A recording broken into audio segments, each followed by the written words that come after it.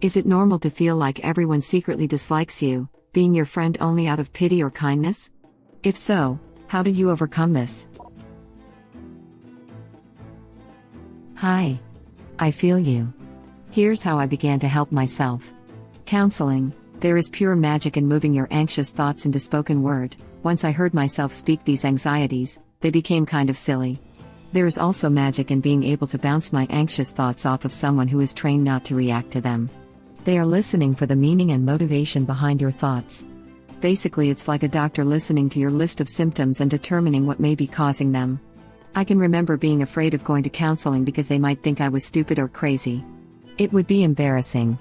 Shift that thought. It's also embarrassing to have some weird thing going on in an unmentionable area, but you're going to go to a doctor because you've been to a doctor and know they are professionals that aren't going to act like a 5-year-old. Counselors and therapists are they very same. The realization that I was giving people way too much credit believing they spent that much time thinking about me. Seriously. We are pretty much the same in that when we walk away from some socially awkward conversation, that person is doing the exact same thing as you, worrying about how they sounded, looked, acted, what you must be thinking of them, analyzing every word and injecting, most often, wrong perspective, etc. Their minds are no different than yours in that they shift to self more times than not. I call that little voice in my mind that creeps in my inner butthole. I would never speak to a dearly loved companion the way that I talk to myself. I've learned to shift my perspective. And then the kicker, that I have to do the work in my mind to keep this up. Some people can just flip a switch and let that crap go, but I can guarantee that they didn't just let it go that one time and then the anxiety never crept back in. Nope. It just gets easier to let that crap go after you do the work and train your thought patterns. The visual analogy that I use for something that I'm perseverating on is driving and seeing a billboard that catches my eye. It's got this message that I just have to read and study, so I pull over and just keep looking at it, and I just get stuck at this billboard, not being able to divert my attention enough to get back on the road. And sweet Jesus, sometimes I just plow my car right into that mother effer and I'm really stuck. That billboard is not going to move. I have to move. I have to shift my thought process just enough to get back on the road. The best is when you can see that billboard up ahead, because anxiety be what it be, roll down the window, and flip it off as you punch the gas. Ask them. I've really done my work on feeling like an imposter. This YouTube on is great. I was one of those kids in class that was afraid of their own voice, never asking any questions, because what if they know I don't know how to do this thing? See number 1 on giving voice to your thoughts and realizing how silly they sound, and then number 2, most people are stuck on self. Ask them. Edited, typos. Wow. Thank you all for the upvotes and awards, my first ever. Also, please know that just because I have the tools to battle anxiety doesn't necessarily mean that I have a 100% track record. I didn't realize just how much I've been missing out on human connection. Guess I just realized a billboard I've been stuck at and wasn't aware of it. YouTube link. I love the billboard example, I'll remember that, thank you. I already flipped billboards off, so this will be extremely helpful to me. On point number 2, it is so important to remember that you're only the star of your own movie. In everyone else's movie you're a supporting role at best. That has helped me keep perspective when I'm feeling neglected in friendships or anxious that I goofed up some past social interaction. My friends and acquaintances are whole human beings with lives and anxieties of their own to worry about. Related. You're seeing everyone's highlight reel, but feeling as if you're playing your blooper reel. Know that other people feel the same way, and the strongest truth is that most people are way too busy inside their own heads to worry about what other people are doing, saying. Oh, I'm adding that to my analogy for the future. It's a very good point. I like that comparison. There is actually a word for this. The term zonda has been noted as well for its relation to other people, its definition meaning the realization that each random passerby is living a life as vivid and complex as your own. I was feeling like crap my whole life, but I also was afraid of therapy because I thought that it would be too expensive, that I need years to find the one therapist who can help my very bad condition, etc. Instead I tried to cure myself with alcohol and drugs. You can guess how that worked. After 20 years of thinking about going to therapy, I finally did it. It was just how you say. Hearing myself speaking out these thoughts was half of the rent. It took me 4 sessions, best $500 I ever invested. No, I'm full of energy and good thoughts. It happens from time to time that the anxiety is crawling back, but therapy gave me the right instruments to deal with it. Absolutely. I've been going off and on for 20 years. The first time was the most difficult, but once I realized what it was about and how it could help me, I was sold. I now go when I notice I'm really stuck at one of those billboards. I really hate that it cost you so much. I've been in a place where my insurance wouldn't cover something, and the anxiety from that can be crippling. Good for you to power through that and take care of yourself. I'm super happy for you that it only took 4 sessions. Everyone else reading this, please don't be disappointed if you aren't magically better after 4 sessions. Thank you so much for sharing these insights. It's so on par with what I try helping my clients with, and what I've experienced myself in my personal journey to work through this. I'll add one thing. Sometimes it's helpful to know why the anxiousness keeps creeping up, and it's even more important to have a positive attitude towards its presence. I'm not saying trick yourself into enjoying something unpleasant, because that's inauthentic. But the anxiety is coming from our internal warning system, whose only 2 main functions are to keep us safe and productive. Our minds know we function better with human connection, so sometimes the warning systems that need a little calibration go into overdrive, pointing out things that aren't necessary threats. Like thinking everyone in your friend group pities you. Our minds know it's within the realm of possibility for that to be a reality. It would be naive to think there aren't any people on Earth who do that. So go easy on your warning system, be sure to thank it from time to time, and press forward with that compassion for yourself. As you said, consistent practice will make good results come to fruition. Thank you again for discussing this.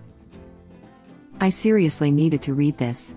I've been non-stop replaying a conversation I had last night with someone I don't normally talk to. I'll be busy reading this over so I can apply it in my own life. Thank you. You are so very welcome. And know that I seriously needed to hear that I've helped someone. I would never speak to a dearly loved companion the way that Elle talked to myself. That sentence stood out for me. Wow. Thanks for sharing. Definitely going to work on that one, praying gesture. Thanks, man. After reading this, it felt like a heavy weight is lifted off my chest. Seriously, on number 2. Realizing no one cares about you more than you care about you will set you free. Spend 10 seconds thinking about how much you think about others, not your kids. So, bestie, it's not very much, right? Newsflash, they think about you just as often. Thank you. I am having a hard time right now, and this post made me feel a little better. Thank you for your response. I just copied the text and saved it to a note. I don't necessarily need these words right now, but I have in the past, and I will likely have them again in the future. I've always heard point 2 described as you're only the star of your own show. It really changed my perspective on awkward encounters and even day-to-day life when I slowly began to realize what that meant. This is so spot on. I will say a big thing for me was about 6 years ago. I asked a friend if they were mad at me because I felt like I had upset everyone. I hadn't done anything, just that feeling. He said something that hit me like a ton of bricks. He said, "No, I'm not mad and nobody is thinking about you." It didn't all change right then. I've learned a lot about my own self-centeredness and I've done a lot of therapy in the past 6 years. It's freeing to realize everyone is concerned with themselves just as you are. All this, but also this. Learning not to care what other people think, so long as you're happy with yourself. The second part is key and the trickiest, learning to be happy with yourself as you are. Always allowing yourself to be you, whether you've reached whatever goals you've set or not. Be kind to yourself. Let others judge you, accept yourself as you are.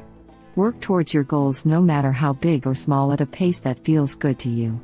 We get one spin on this universal ride, worrying about what others think won't change that.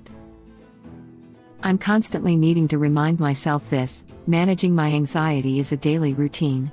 Completing the simplest of errands, going to the grocery store, takes a lot of internal encouragement, talking myself into it. Just knowing I have to get groceries or I won't have food for the week is not enough. There's this whole other line of thinking that takes place every time. In fact, even writing this right now, in a sense, is delaying me from the inevitable shopping trip. It's a great excuse to put off feeling the most anxiety I will feel all day. But I have to do it, and it's going to be fine. I seem to have trailed off my point, Time to go do this. Okay, it's now or never. It's go time. Let's do this. Here we go. Okay, bye. This is probably anxiety and I got over it by going to therapy. Yup. Anxiety, low self-worth, that's what causes thinking this way. Therapy is the answer. What kind of therapy, if I may ask? Currently seeing one, as she diagnosed me with GAD and haven't felt any better. If you don't feel like counseling is helping, please talk with your counselor about how you feel. If they are not receptive, it is okay, and you're right, to find one who does help. Counselors can't be the right fit for every client. Try doing some research on internal family systems, maybe bring it up with your therapist. I did the research and work by myself and use it every day as a way to do inside work when those feelings come up. I had several exes call me retarded so often that at some point I started to think I was, and that everyone was simply being nice because they all knew I was simple. I almost went to the doctor to get tested. Oh my gosh. Same thing happened to me, but from my brother when I was a kid.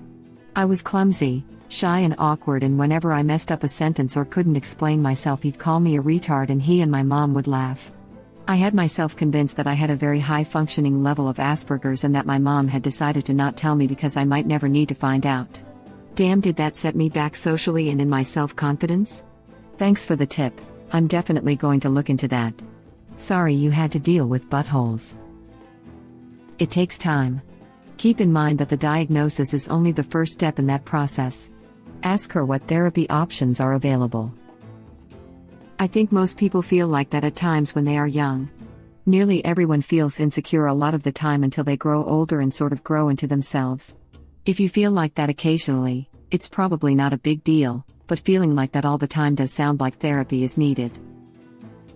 What if therapy isn't available? There's a workbook called Mind Over Mood that is CBT based, I believe. My actual doctor recommended this book, and then later my actual therapist recommended this book. It's not a gimmick. I had the same thoughts and it turned out I was right. They had a secret group chat and were calling me all sorts of crap. I seriously considered killing myself. I had a similar situation happen to me in school. At first I felt the same, but I realized that they weren't the only people in the school and I could and did find better friends. And now I realize that they really were just crappy people and still don't have friends now.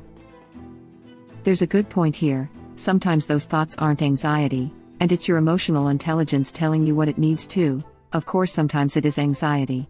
However, I always found it helpful to look at situations like that this way. If I found someone crap talking me, I wouldn't crap talk them, therefore I make the choice not to carry on the friendship. Once you see in your mind that you had the agency, the situation becomes much easier to accept. And it's the truth, you were the one brave enough to walk away, rather than bitch behind someone's back. You were the friend to yourself that you needed, they weren't.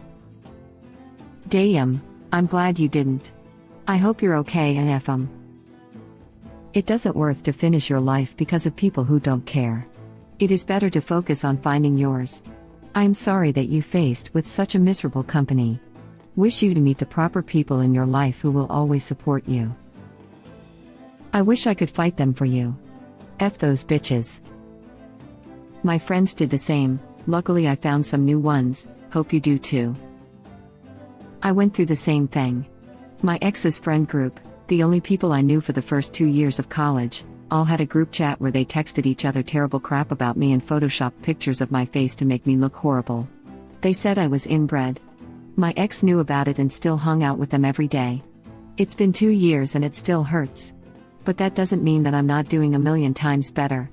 I focused on being kind to strangers and promoting good nature, and I genuinely couldn't be prouder of myself. Your situation is kind of similar to mine. It was a group I moved in with for college and they all suddenly turned against me. They tried to get the landlord to kick me out. A new guy moved in, who has left because of their toxic bullcrap, and they immediately informed him that I was some sort of weirdo potential killer. Another girl left the accommodation, too, so I'm assuming the landlord is totally pissed. It's probably the biggest cash drain he's ever had. There are supposed to be 9 people in the house and there are now 6. How did you manage to do well at college, despite all of this stuff going on? I'm really worried about my results. I've came back home, but my parents are constantly effing drunk and I'm losing my mind. I might have to just go back with those toxic people if I want to cope with the academic side, but it feels like a rock in a hard place. Also, one of them is studying toxicology, which I think is kind of hilarious. This can happen with chronic loneliness. As it says in the video, therapy is the way to go. YouTube link. That was brilliant. Thanks for posting. I think it should be at the top of the thread. It explains a lot about some of the things we see around us right now too, like people slipping into cultish internet corners. They're exploiting people's loneliness. I love Kurzajisat videos, the animations and music are great, and they bring up issues like this that really help me reflect on my own experiences. Thank you for watching. Please subscribe to be the first to know about Red Rabbit Reader's new videos. If you like our videos, please like them on YouTube and share them with your friends. We welcome your comments below. Press to start another of our videos.